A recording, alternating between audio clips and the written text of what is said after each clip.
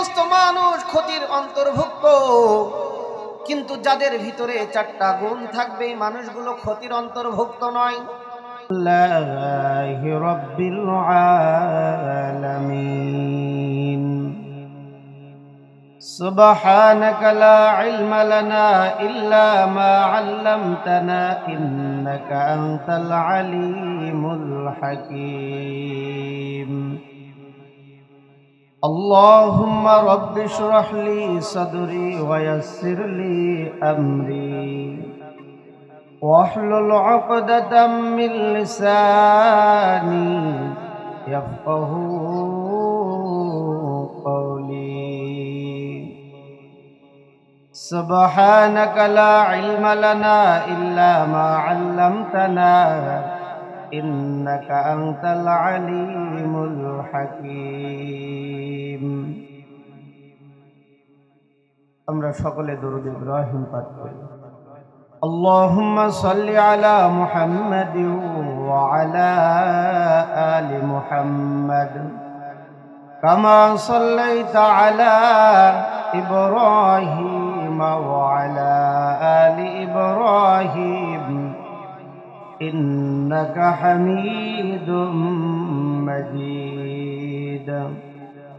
اللهم بارك على محمد وعلى آل محمد كما باركت على إبراهيم وعلى آل إبراهيم إنك حميد مجيد. علم رائع زاز کردن بے حساب مخلوق دادن جواب بسواب.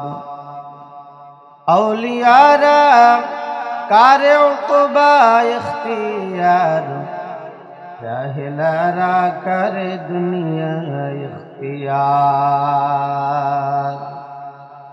আলহামদুলিল্লাহ। 21শে নভেম্বর বরকতময় দিন শুক্রবার চুয়াডাঙ্গা জেলার প্রাণকেন্দ্রে অবস্থিত জামিয়াতুস সুন্নাহ কওমি মাদ্রাসা লিল্লাহ বোর্ডিংয়ের ৬ষ্ঠ বার্ষিক ওয়াজ মাহফিলের সম্মানিত সভাপতি বিশিষ্ট আলেমে দ্বীন হযরতুল আল্লাম মুফতি জাহিদ হুসাইন মাসুম সাহেব বারাকাল্লাহু তাআলা ফি হায়াতিহি ওয়া সিহহাতিহি, সকলে বলি আমিন। দেগারে হযরত উলামায়ে কেরাম, তলাবায়ে ইজম, সামনে উপবিষ্ট দিন দরদি মুরব্বিয়ানে আওয়াম, যুবক ভাইয়েরা, সমবয়সী কলিজার টুকরা বন্ধুরা, পর্দার আড়ালে অবস্থানরতা মা ও বোনেরা, আল্লাহ পাক রব্বুল আলামিনের দরবারে লাখো কোটি শুকর ও সুজুদ যে রব্বে করিম দয়া করে মায়া করে মেহেরবানি করে আপনাকে আমাকে এই জান্নাতের পরিবেশে জান্নাতের প্যান্ডেলের ভিতরে আসার, বসার এবং নিজের জীবনকে কোরআন সুন্নাহ ভিত্তিক করার জন্য যে কথাগুলি জানার প্রয়োজন সেই কথাগুলি শ্রবণ করার আল্লাহ তাআলা তৌফিক দান করেছেন, আলহামদুলিল্লাহ। লক্ষ কোটি দরুদ ও সালাম মানবতার মুক্তির দূত মুহাম্মদুর রাসূলুল্লাহ সাল্লাল্লাহু আলাইহি ওয়াসাল্লামের উপর, সকলেই আমাদের প্রিয় নবীর উপরে প্রাণ খুলে দরুদ পাঠ করি। সকলে বলি সাল্লাল্লাহু আলাইহি ওয়াসাল্লাম। সম্মানিত সুধী, আমি কোরআনুল কারীমের 114টি সূরার মধ্য থেকে যে সূরাগুলি খুবই ছোট, সেই সূরাগুলির মধ্য থেকে একটি সূরা তেলাওয়াত করেছি, সূরাতুল আসর।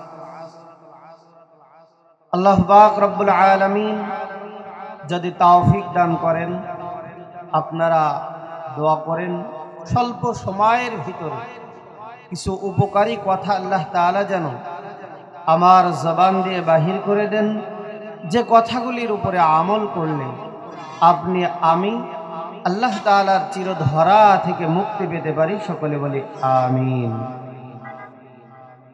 সম্মানিত সুধী, আমার তেলাওয়াতকৃত সূরার বাংলা অনুবাদ আল্লাহ পাক রব্বুল আলামিন বলেন, ওয়াল আসর, সময়ের কসম, ইন্নাল ইনসানা লাফি খুসর, পৃথিবীর সমস্ত মানুষ ক্ষতির ভিতরে নিমজ্জিত আছে।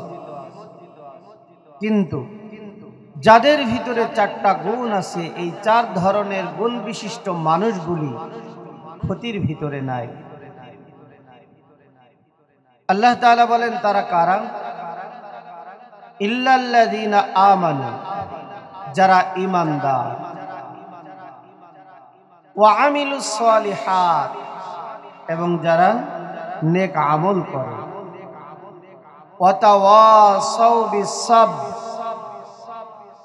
এবং পরস্পরে ধৈর্য ধারণ করার জন্য একে অপরকে উপদেশ দেয়, ওয়া তাওয়াসাউ বিল হক, এবং একে অপরকে হকের উপরে প্রতিষ্ঠিত থাকার জন্য একে অপরকে উপদেশ দেয়, নসিহত করে।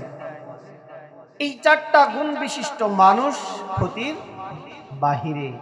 বাদবাকি এই চার গুণ বিশিষ্ট যারা মানুষ না, তারা সকলেই কিসের ভিতরে নিমজ্জিত? ক্ষতির ভিতরে নিমজ্জিত। সম্মানিত সুধী, আপনাদের কাছে প্রশ্ন করতে চাই, এই দুনিয়ার ক্ষতি বড় ক্ষতি নাকি মৃত্যুর পরের ক্ষতি বড় ক্ষতি? একটু জোরে বলবেন।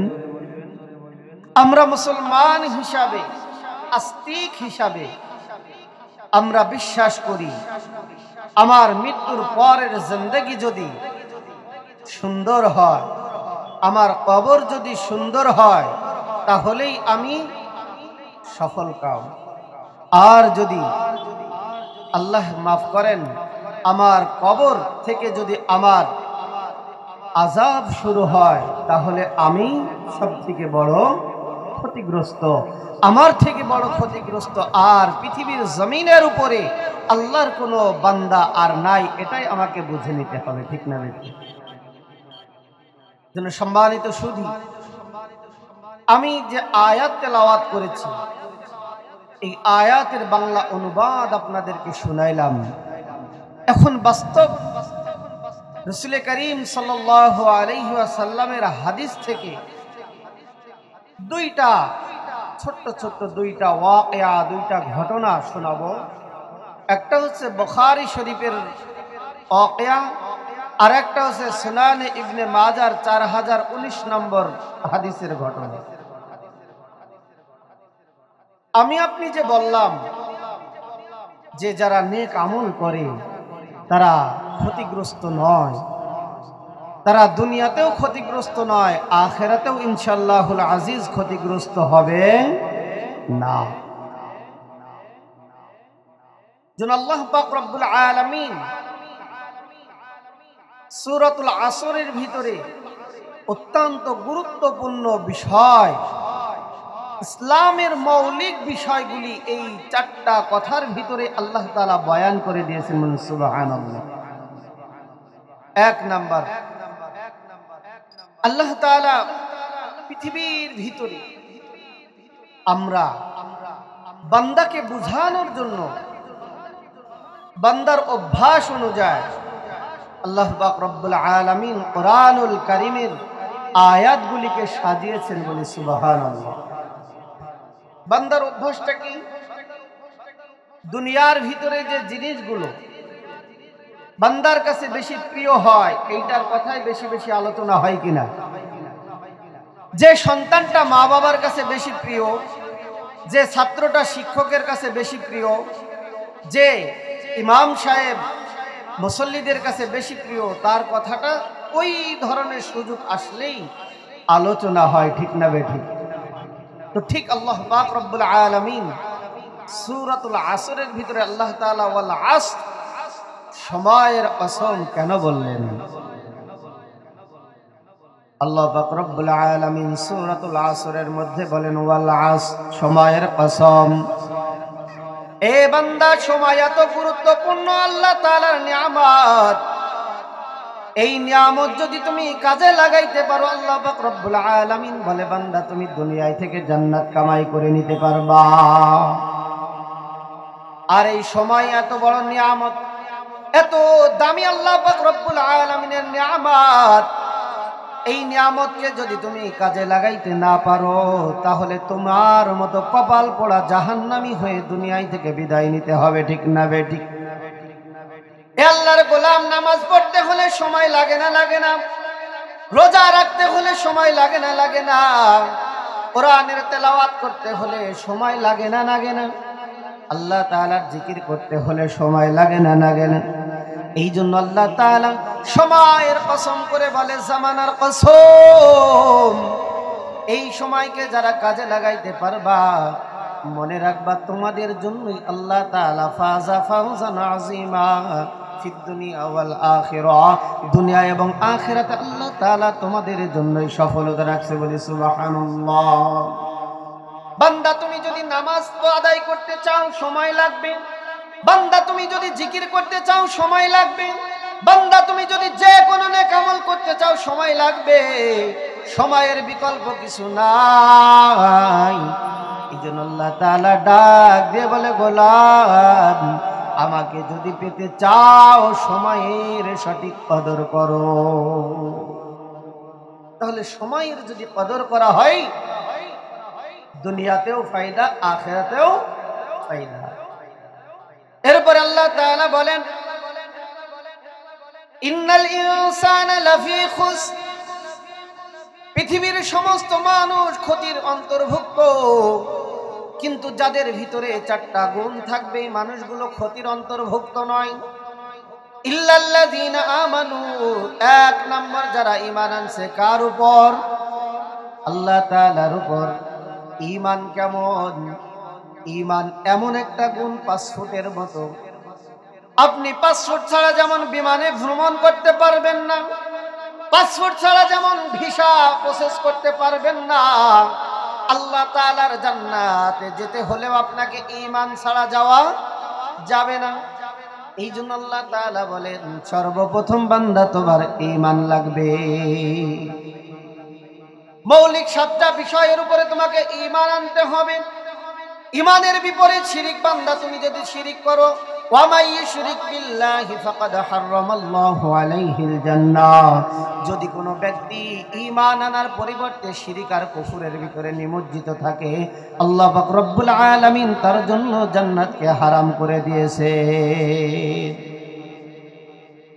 এই জন্য আমাদেরকে সর্বপ্রথম আল্লাহর উপরে কিনে আসতে হবে, ঈমান আনতে হবে।